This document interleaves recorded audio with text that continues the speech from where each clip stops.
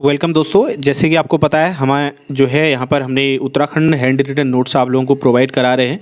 तो आज जो है ये नेक्स्ट क्लास है, क्लास 12वीं है, जिसमें हम परमार वंश से जो है हमने कल से शुरू कर रखा। आज परमार वंश का दूसरा वीडियो है। तो साथियों, जैसे कि आपको पता है यहाँ पर बेहतरीन नोट्स आप लोग को मिल रहे हैं। तो मेरे साथ सीरीज़ में अगर आप पहली बार अभी जुड़ रहे हो, चैनल सब्सक्राइब कर लो और प्लेलिस्ट देख लेना। उसमें Uttarakhand notes handwritten notes बनाया होगा, इस तरह से प्लेलिस्ट है जो आप फर्स्ट वीडियो से देख करके अपने नोट्स से तैयार कर लो। अगर आपने एक बार कंप्लीट नोट्स बना लिए, एग्ज़ाम में कोई भी आपको कहीं पर भी किसी भी क्वेश्चन में आप फंस नहीं सकते। चलिए स्टार्ट करते। तो अजय पाल से आज हम शुरू करने वाले थे। यह इससे पहले हमने कल जो है डिस्कस कर लिया था। तो दोस्तों, जैसे कि हमने कहा कि जो परमार वंश की जो सूची है वो विभिन्न सूचियाँ दी गई हैं, लेकिन जो बैकेट की सूची है उसको हम जो है सर्वाधिक जो है प्रमाणित और सत्य माना गया है। तो अजय पाल जो है 37वां राजा है बैकेट की सूची के अनुसार। ठीक है, तो अधिकतर लोगों ने बैकेट की सूची के ही अकॉर्डिंग मतलब या फिर ऐसी ही सूची को सत्य माना है। तो उसके अकॉर्डिंग 37वां राजा अजय पाल था। इसके शासन में पहली बार दोस्तों विक्रमी 1415 में अगर ईस्वी में पूछा जाएगा तो 1358 ईस्वी में राजधानी को तो है चांदपुर गढ़ी से लेकर के श्रीनगर स्थानांतरित किया गया था। कहीं पर ये देवलगढ़ भी आपको देखने को मिलेगा, चांदपुर गढ़ी से देवलगढ़, देवलगढ़ से श्रीनगर। ठीक है, इस तरीके से आपको देखने को मिलेगा। कुल मिला के जो श्रीनगर स्थानांतरित की गई थी राजधानी, वो 1358 में की गई थी। इस डेट की अगर बात करेंगे तो कहीं पर आपको ये 1517 ईस्वी भी ये डेट दी गई है। अगर आप अजय रावत की बुक पढ़ते हैं तो उसमें 1358 ईस्वी इसकी सही तिथि दी गई है। साथियों, इसके उपनाम हैं, अजय पाल के कुछ उपनाम हैं जो एग्ज़ाम में पूछे जाते हैं। जैसे इनको जो है गढ़वाल का नेपोलियन के उपनाम से जाना जाता है। जो सर्वाधिक प्रचलित और एग्ज़ाम में आता है वो है गढ़वाल का अशोक। ठीक है, इसको गढ़वाल के अशोक के नाम से भी जाना जाता है, क्योंकि जिस तरीके से अशोक ने जब कलिंग की लड़ाई के बाद बहुत ज़्यादा आहत हो गया था, वह मौतें देख के विभिन्न प्रकार की, तो उसने अपने हथियार डाल दिए थे, धर्म कर्म के मार्ग पर लग गया था। उसी तरीके से अजय पाल ने भी जो है बाद में युद्ध वगैरह से सब चीज़ से तौबा कर ली थी, मतलब सब चीज़ छोड़ दिया था। तो कह सकते हैं आप, इसीलिए इसको गढ़वाल का अशोक कहते हैं और गढ़वाल का नेपोलियन भी इसको कहा जाता है और गढ़वाल का बिस्मार्क भी इसको कहा जाता है। उसके बाद इसकी तुलना जो है विभिन्न, जैसे भरत कवि हैं, भरत कवि ने अपनी पुस्तक मानोदय में, मानोदय काव्य भरत कवि की एक पुस्तक है, तो उसमें जो है इसकी तुलना इन्होंने कृष्ण, युधिष्ठिर, भीम, कुबेर और इंद्र से कर रखी है। अब आपको ध्यान रखना है कि इसकी तुलना किस किस से कर रखी है और किसने की है, ये चीज़ आपको ध्यान रखना है, क्योंकि एग्जाम में सीधे सीधे क्वेश्चन ऐसे ही बनते हैं। राहुल सांकृत्यायन के अनुसार, जैसे कि मैंने आपको कल बताया था, राहुल सांकृत्यायन जो है कनकपाल को मानते ही नहीं है। उनका, मैंने आपको बताया था कि कनकपाल, वो उनका मतलब उनको लगता है कि कनकपाल नाम का कोई व्यक्ति था भी या नहीं। ठीक है, वो जो परमार वंश का संस्थापक है वो अजय पाल को ही मानते हैं। कौन? राहुल सांकृत्यायन। इस पॉइंट को भी ध्यान रखना है, क्योंकि एग्जाम में सीधे सीधे बनते हैं ऐसे क्वेश्चन। दोस्तों, देवलगढ़ में इसने अपने लिए एक राजप्रसाद का निर्माण कराया। इनकी कुलदेवी थी राज राजेश्वरी देवी। इस राजप्रसाद का निर्माण कराकर यहाँ पर इन्होंने अपनी देवी की प्रतिष्ठा करवाई। किसकी? राज राजेश्वरी देवी की। क्वेश्चन ये भी आता है कि परमार या फिर अजय पाल की कुलदेवी कौन थी? तो राज राजेश्वरी देवी। तो परमारों की कुलदेवी राज राजेश्वरी देवी थी। उसके बाद दोस्तों देवलगढ़, जैसे कि मैंने आपसे कहा, तो गोरखनाथ पंथ के सन्यासी सतनाथ का जो है आवास देवलगढ़ को माना जाता है।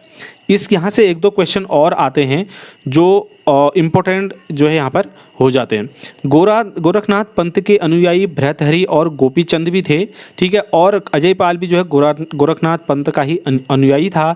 ठीक है, और सतनाथ का आवास जो है यहाँ पर था देवलगढ़ में। सीधे क्वेश्चन आएगा, सतनाथ गोरखनाथ पंथ का जो सन्यासी था उसका आवास कहाँ पर था। ठीक है, और अजय पाल भी इसी पंथ का अनुयायी था, इसीलिए ये चीज़ थोड़ा इंपॉर्टेंट हो जाती है।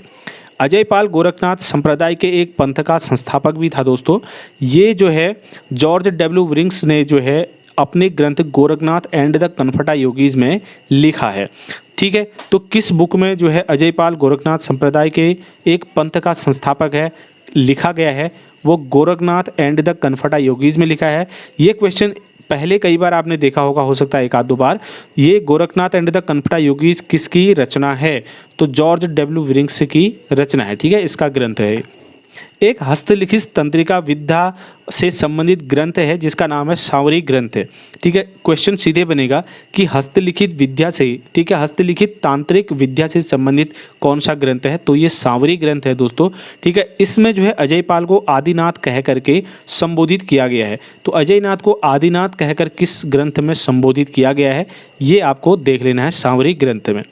ठीक है, गढ़पाल से संबोधित किया गया है अजयपाल को, किसके द्वारा, पातीराम के द्वारा। ठीक है, तो पातीराम ने, डॉक्टर पातीराम ने गढ़पाल के नाम से इसको संबोधित किया अजयपाल को। 52 गढ़ों को जीतने वाला ये एकमात्र शासक था। ठीक है, कौन, अजयपाल, 52 गढ़ों को जीतने वाला एकमात्र शासक। ठीक है, कत्यूरी को पराजित करके इसने सोने का सिंहासन छीना था। बाद में ऐसा भी कहीं पर उल्लेख मिलता है कि इस सोने के सिंहासन को इससे किसी और ने छीन लिया था, लेकिन इसने कत्यूरी को पराजित करके उनसे सोने का सिंहासन छीना था। कीर्तिचंद से बधानगढ़ के युद्ध में पराजित हो गया था ये। ठीक है, कीर्तिचंद चंद राजा था, जैसे कि आपको मैंने उस समय भी पढ़ाया था। तो पनवाखाल चमोली जाकर फिर इसने तपस्या की थी। जिस समय ये कीर्तिचंद से युद्ध में पराजित हुआ बधानगढ़ के युद्ध में, उसके बाद इसने पनवाखाल चमोली जाकर के तपस्या की थी। इसने जो है सत्यनाथ भैरव गुफा का जीर्णोद्धार भी कराया अजयपाल ने, ये भी क्वेश्चन आता है। तो सत्यनाथ भैरव गुफा का जीर्णोद्धार किसने कराया, अजयपाल ने। पद्मासन की मुद्रा में इसका एक चित्र बना है दोस्तों, कहाँ पर बना है, देवलगढ़ में विष्णु मंदिर के सामने की दीवार पर। तो ये सीधे सीधे क्वेश्चन आता है। ठीक है, तो देवलगढ़ में विष्णु मंदिर के सामने की दीवार पर इसका पद्मासन की मुद्रा में चित्र बना है। ठीक है, ये सीधे सीधे जो पॉइंट आपको बता रहा हूँ, ये सीधे सीधे क्वेश्चन आते हैं दोस्तों। अगर ये इसके शासन में कुछ चीज़ों का इसने निर्माण भी किया होगा, तो इसने क्या क्या चीज़ों के निर्माण किया, एक तो इसने काली का देवी मठ का निर्माण किया श्रीनगर में। दूसरा, इसने राजप्रसाद बनवाया, जो मैंने जैसे कि आपसे कहा, जो राजराजेश्वरी देवी की उसमें प्रतिष्ठा करवाई इसने, वो देवलगढ़ में बनवाया था। और राजराजेश्वरी मंदिर इसने देवलगढ़ में स्थापित किया, मतलब राजप्रसाद वहीं से संबंधित है, उसकी प्रतिष्ठा कराई, तो उनका मंदिर भी आप इसको कह सकते हैं। तो इसने और भी कुछ अनेक कार्य किए, कुछ नियुक्तियाँ की। इसने रसोइयों के लिए सरोला ब्राह्मणों की नियुक्ति की। ठीक है, मापतौल की इकाई धूलिपाथा, ठीक है, बहुत इंपॉर्टेंट है, एग्जाम में आता है, पहले भी आया हुआ है। तो इसने मापतौल की इकाई धूलिपाथा का प्रचलन किया। ठीक है, धूलिपाथा को धर्मपाथा भी कहा जाता है, कहीं कहीं पर आपको धर्मपाथा भी देखने को मिलेगा।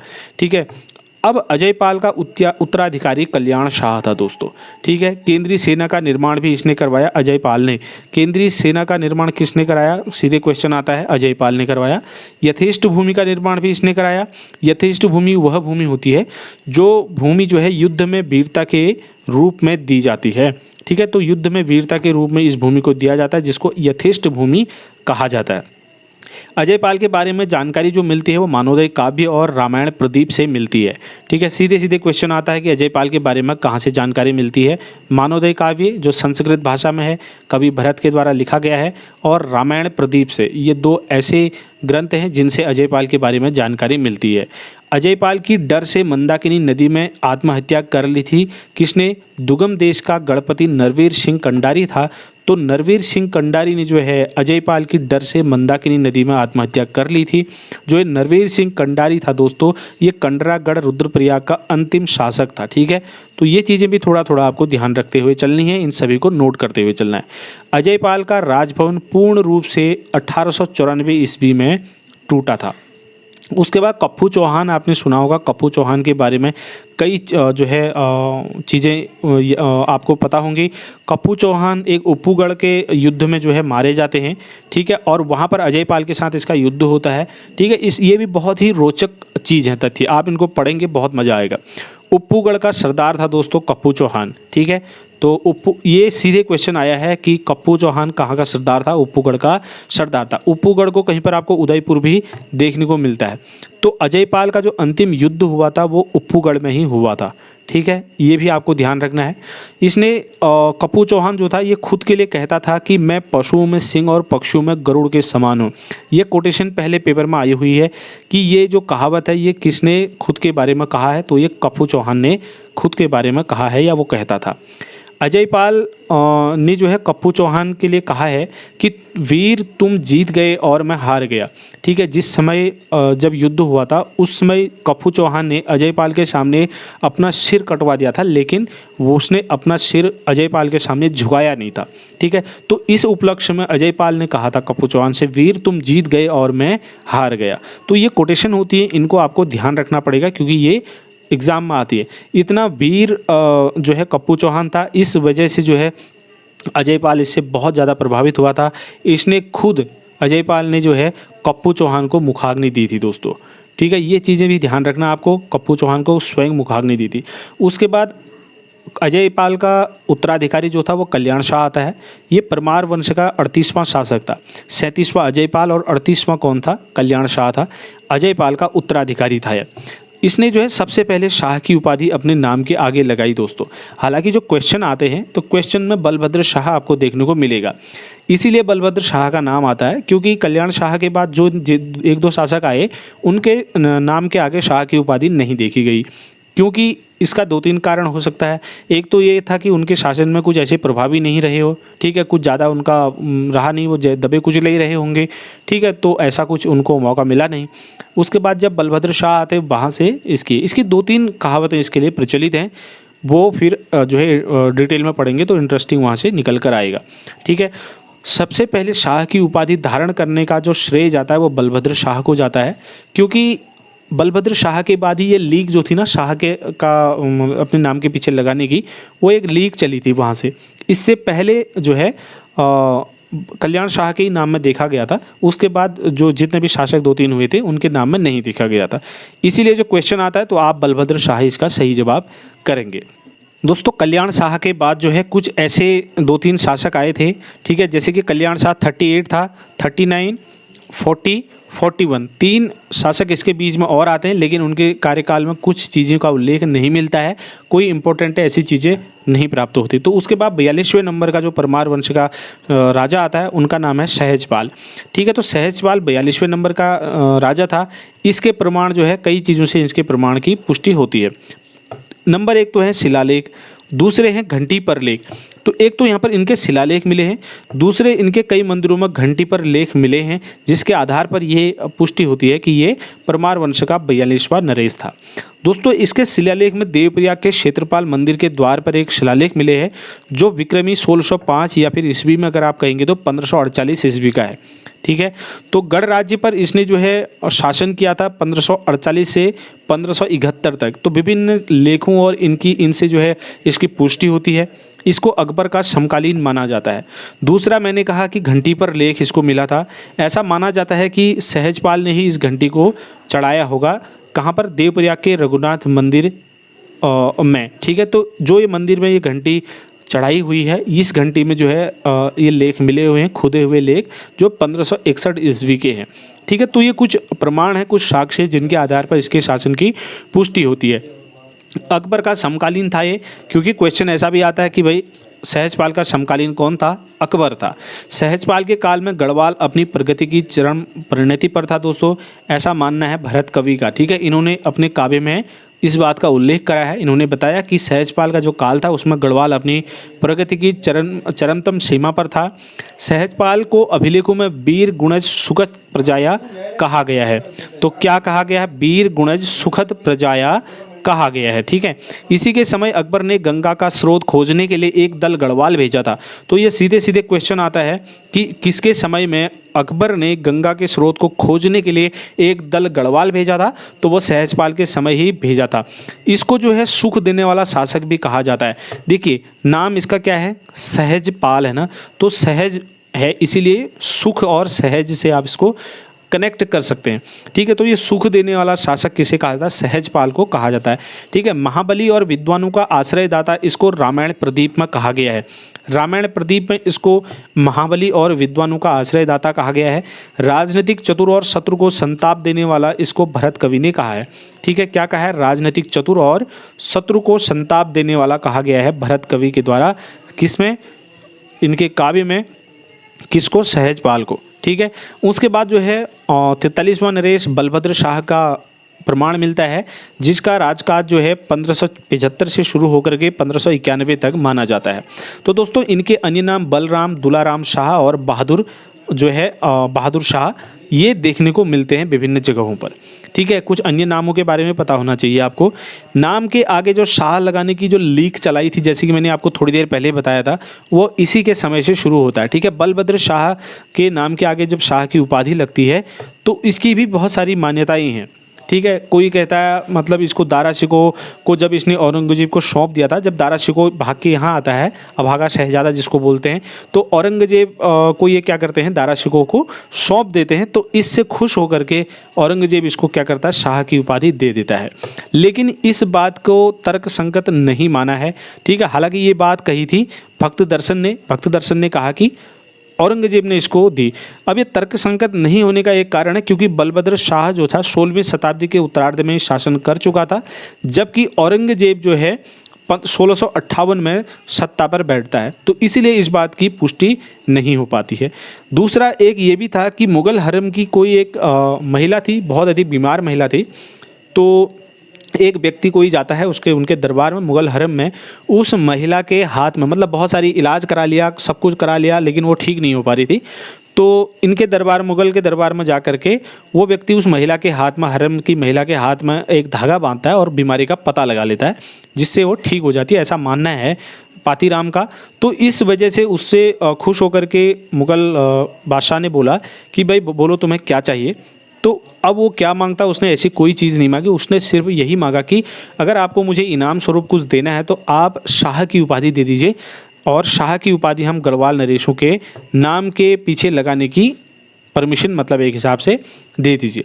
तो ये शाह की उपाधि वहाँ से मिली, ऐसा भी मानना है। पातीराम ने ये चीज़ को बोला है। तीसरा एक मान्यता और है जो इसी से जुड़ा हो सकता है, परमारों को शाह की उपाधि बहलोल लोदी ने दी। ठीक है, ऐसी लोगों की मान्यता है। तो लोदी ने दी थी, बहलोल लोदी ने शाह की उपाधि परमारों को, ये भी कहीं पर देखने को मिलता है। गढ़वाल में राजदूत भेजने की प्रथा जो शुरू हुई थी दोस्तों, इसी के समय में शुरू हुई थी। तो गढ़वाल में राजदूत भेजने की प्रथा किसके समय शुरू हुई, बलभद्र शाह के समय शुरू हुई। ग्वालदम युद्ध के बारे में आपने सुना होगा दोस्तों, बलभद्र शाह और रुद्रचंद के बीच ये युद्ध होता है, जिसमें रुद्रचंद पराजित हो जाता है और पुरुषोत्तम पंत जो रुद्रचंद का सेनापति था वो इस युद्ध में मारा जाता है, ग्वालदम युद्ध में। ग्वालदम युद्ध की तिथि के बारे में बहुत अधिक जो है इसमें मतभेद हैं। वॉल्टन का मानना है कि ये युद्ध 1581 में हुआ था, लेकिन शिव प्रसाद डबराल का मानना है कि ये युद्ध 1591 में हुआ था। यहाँ पर मैंने 1991 लिख दिया है, तो ये 1591 में हुआ था। मतलब जब भी हुआ था तो ये 81 से लेकर के 91 के बीच ही रहा होगा, कभी न कभी 1581 से 91 के बीच। तो कुल मिला के ग्वालदम के युद्ध में जो है पुरुषोत्तम पंत मारा गया था और रुद्रचंद इसमें पराजित हो गया था, बलभद्र शाह जीत गए थे। तो बलभद्र शाह की जो है तुलना कवि देवराज ने भीम से कर रखी है दोस्तों। ठीक है, तो भीम से तुलना किसकी कर रखी है, बलभद्र शाह की कवि देवराज ने कर रखी है। उसके बाद मानशाह आता है। मानशाह 44वां शासक था, जिसका राज्यकाल 1591 से लेकर के 1611 तक माना जाता है। बलभद्र शाह के दो पुत्र थे, एक का नाम था मानशाह, दूसरे का नाम था महिपत शाह। ठीक है, मानशाह के आगे आप श्याम शाह पढ़ेंगे। ठीक है, इस तरीके से आप पढ़ेंगे तो आगे फिर उनके पुत्र नहीं होते, फिर उनके चाचा महिपत शाह जो है गद्दी पर बैठते हैं। तो ये चीज़ें आगे शुरू होंगी धीरे धीरे। बलभद्र शाह का उत्तराधिकारी जो है कौन था, मानशाह था। इस बात का प्रमाण कहाँ से मिलता है, शिलालेखों से मिलता है। और दूसरा कुछ बुक्स हैं या फिर कुछ यात्रा वृत्तांत हैं जिनसे ऐसा माना जाता है कि मानशाह जो है बलभद्र शाह का उत्तराधिकारी था।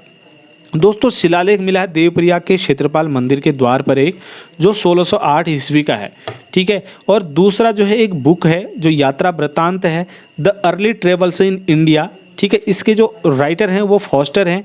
इसमें यूरोपियन यात्री है एक विलियम फ्रेंच उसका नाम है, तो उसका यात्रा वृत्तांत इसने इस बुक में लिखा गया है। उसके माध्यम से इन्होंने बताया है कि जो 44वां शासक था पवार वंश का वो मानशाह था। देवप्रयाग के क्षेत्रपाल मंदिर में मैंने आपको बता दिया। दूसरा प्रमाण जो अभिलेख मिला है शिलालेख, वो देवप्रयाग के रघुनाथ मंदिर का है जो 1610 ईस्वी का है। तो दो यहाँ पर लेख मिल चुके हैं।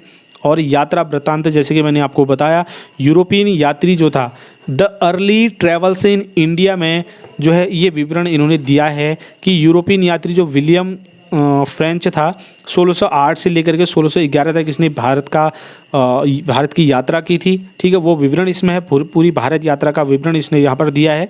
और इसमें इसने मानशाह का उल्लेख किया है और ये कहा है कि जो मानशाह है दोस्तों, यह एक शौर्यवान शासक है। ठीक है, यानी कि गढ़वाल की भूमि पर एक नरेश है, वो बहुत शौर्यवान है और क्या करता है, वो सोने के बर्तनों में भोजन करता है। ये लाइन बहुत ही महत्वपूर्ण है। ठीक है, तो सोने के बर्तनों में भोजन करता है किसके यात्रा वृत्तांत से मिलता है, यूरोपियन यात्री विलियम फ्रेंच के 1608 से लेकर 1611 तक इसने भारत की यात्रा करी थी और यहाँ पर भारत यात्रा का विवरण इसने प्रस्तुत किया था 8 से लेकर 11 तक का। बुक का नाम है the early travels in India, लिखी है फॉस्टर ने। ठीक है, ये सब चीज़ें जो है ध्यान रखनी है, आपने नोट कर लेनी है। दोस्तों, मानशाह के शासनकाल में लक्ष्मीचंद ने 7 बार आक्रमण किए और एक बार भी नहीं जीत पाया, मुंह की खाई थी। ठीक है, मानशाह का सेनापति का नाम नंदी था। कुमाऊं की राजधानी पर इसने अधिकार किया था, किसने, सेनापति नंदी ने। समझ में आया। श्रीनगर के अंतर्गत मानपुर नगर है एक, तो इस मानपुर नगर की स्थापना किसने की थी दोस्तों, मानशाह ने ही की थी, क्योंकि नाम से ही आप मानशाह और मानपुर याद कर सकते हैं, कोई दिक्कत नहीं आएगी।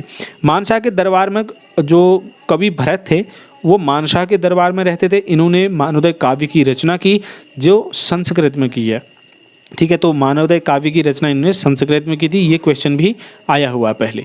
मानशाह को सूर्य के समान तेजस्वी और राजा बलि के समान दानवान बताया गया है, किसमें, मानवोदय काव्य में बताया गया है। कवि भरत को जहांगीर ने ज्योतिराय की उपाधि दी थी। लेकिन एक चीज़ आप ध्यान रखना, जब डिटेल में आप अजय रावत की बुक या कोई अन्य बुक पढ़ेंगी तो उसमें आपको देखने को मिला कि जहांगीर के दरबार में कई लोग मानते हैं कि जो कवि भरत थे इनका ही दूसरा नाम ज्योतिराय था, लेकिन ऐसा जब पुष्टि की गई तो मतलब छानबीन की गई तो ऐसा नहीं पाया गया और ज्योतिराय नाम का कोई व्यक्ति मुगल दरबार में था ऐसा भी कहीं पर नहीं मिला। हाँ, ऐसा था कि जो ज्योतिराय था यह एक प्रकार की डिग्री उस समय हो सकती थी, जो ज्योतिष वगैरह जो होते थे दरबारी ज्योतिष, उनको ये उपाधि शायद उस समय दी जाती थी। ठीक है, ऐसा माना गया है बहुत जगहों पर, लेकिन कवि भरत को जहांगीर ने ज्योतिराय की उपाधि दी थी। ठीक है, ऐसा मानना है पंडित शंभू प्रसाद बहुगुणा का। ठीक है, तो ये पंडित शंभू प्रसाद बहुगुणा ने ऐसा माना है। और जहांगीर विनोद की रचना की भरत कवि ने। ठीक है, अगर जहांगीर ने ये उपाधि दी थी तो जहांगीर विनोद की इन्होंने रचना की थी। मानशाह ने देवलगढ़ के गौरजा मंदिर में स्वर्ण कलश भेंट किया था। ठीक है, तो स्वर्ण कलश जो है गौरजा मंदिर, देवलगढ़ के गौरजा मंदिर में स्वर्ण कलश किसने भेंट किया, भाई मानशाह ने ही किया था ये। ठीक है, मानशाह के समकालीन मुगल जो शासक थे दोस्तों अकबर और जहांगीर थे। ठीक है, और चंद शासक अगर पूछा जाएगा तो लक्ष्मीचंद थे। ठीक है, लक्ष्मीचंद ने 7 बार आक्रमण किया था, ये मैंने अभी आपको बताया। इसका एक सेनापति था दोस्तों, इसके जो सेनापति थे उनमें जो इम्पोर्टेंट नाम आते नंदी, खतड़ सिंह, भृंगी और जीतू बगड़वाल।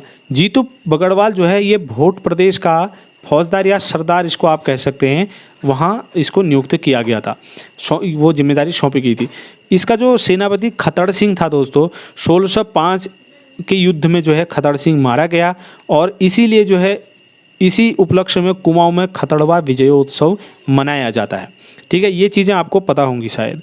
मानशाह ने तिब्बत का दावा प्रांत जीता था, इस बात का भी उल्लेख मिलता है। तिब्बत का राजा था, ठीक है, तिब्बत का राजा था जिसका नाम था काको वामोर। देखिए आप यहाँ पर देख सकते हैं, तो तिब्बत का राजा काको वामोर था, तो इसने दावा प्रांत जो है जीता था मानशाह ने तिब्बत का। वहाँ का राजा जो काको वामोर था उसने इसको कर स्वरूप से 1.25 सेर सोना प्लस एक 4 सींग वाला मेढ़ा देने स्वीकार किया था। ठीक है, तो ये इस प्रकार से वहाँ की कर की प्रणाली थी, ये इस प्रकार से इसको कर देता था।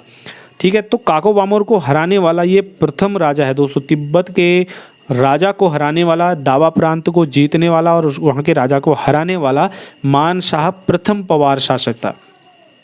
अब मैंने कहा जीतू बगड़वाल के बारे में आपको, तो जीतू बगड़वाल के बारे में थोड़ा सा पढ़ लेते हैं क्योंकि यहाँ से भी क्वेश्चन बनते हैं। जीतू बगड़वाल जो था दोस्तों ये बगुड़ी गांव टिहरी का रहने वाला था। ठीक है, कहाँ का, बगुड़ी गांव टिहरी का।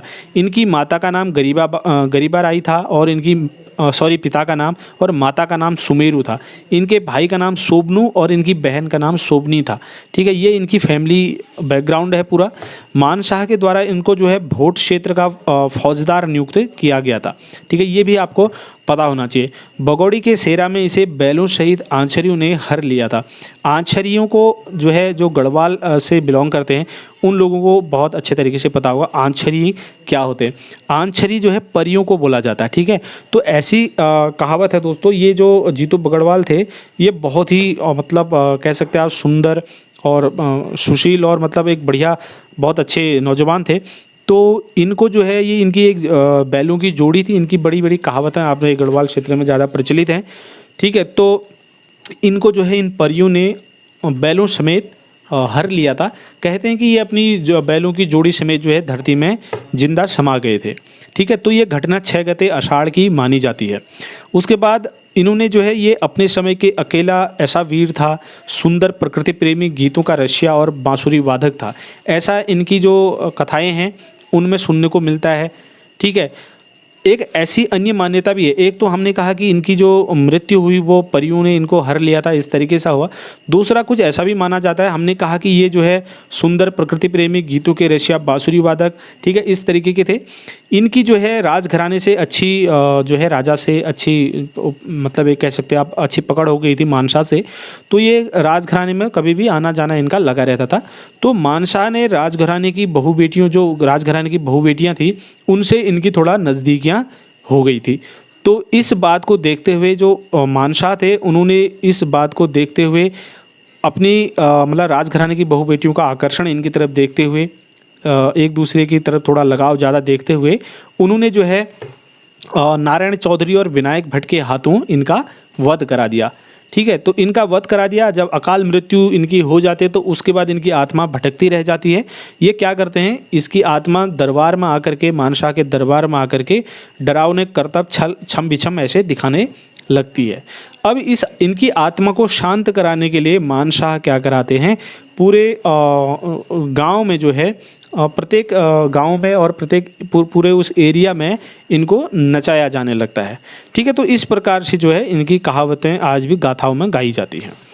तो दोस्तों आज के सेशन में इतना ही। कल को हम श्याम शाह से शुरू करेंगे, ठीक है। श्याम शाह 45वां शासक था।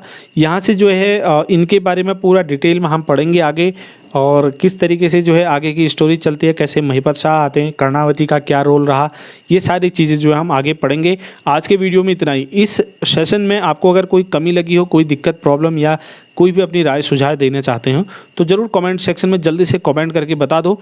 और ये जो नोट्स आपको मैं दे रहा हूँ दोस्तों फ्री के नोट्स हैं और इनकी वैल्यू समझना बहुत ही महत्वपूर्ण नोट्स हैं। आने वाले एग्ज़ाम में आपको पता चल जाएगा कि ये कितने महत्वपूर्ण नोट्स आपके लिए हुए हैं। और इसके साथ ही साथ जो है हम उत्तराखंड के कुछ डिटेल क्वेश्चन आप लोग के लेकर आएंगे। एक वीडियो में 10 या 20 क्वेश्चन लेके आएंगे, लेकिन प्रत्येक क्वेश्चन को हम थोड़ा डिटेल में डिस्कस करेंगे, ठीक है। ये क्वेश्चन सारे आपको ऐसे मिलेंगे जो बहुत ही महत्वपूर्ण क्वेश्चन होंगे। चलिए नेक्स्ट वीडियो मिलेंगे, तब तक के लिए ढेर सारी शुभकामनाएं। धन्यवाद। जय हिंद।